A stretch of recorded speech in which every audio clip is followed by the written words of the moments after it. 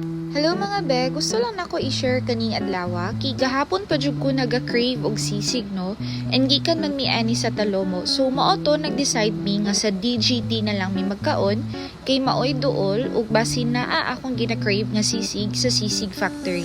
So anian na mi diri kay nag-open na sila balik and may nalang gani dili kay daghan ng tao so nakakuha pa mi og table. Pag abot na mo tagbaw kog pangita sa stall sa Sisig Factory pero wa man gyud.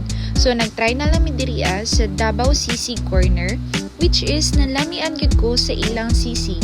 And good na siya sa presyo nga 120 pesos. Duha naman gud ka rice ni ilang ginabutang para di ka mabitin sa kalami. Unya nagpalit pud mi og drinks diri sa Juju. Naa sila mga pang detox na drinks and affordable pa jud ang prices nila. Worth the try jud ilang drinks. Ang akong gi-order kay ilang pure lemon with honey which is 150 pesos lang and duha na siya kabuok.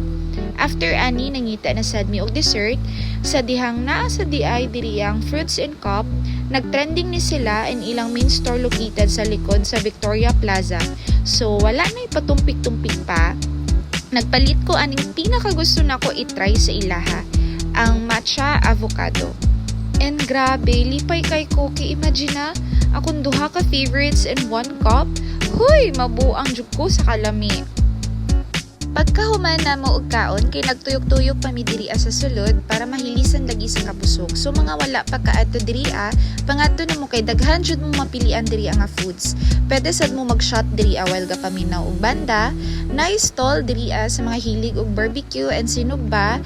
Naa gyapon ang ginapilahan nga tapon sushi, Clasio Pizza, Fresco, Avocadoria, Quickly og nana sa dampenongs. And while gakaon mo pwede sad mo mag-shopping diri kay naa sila'y bazaar.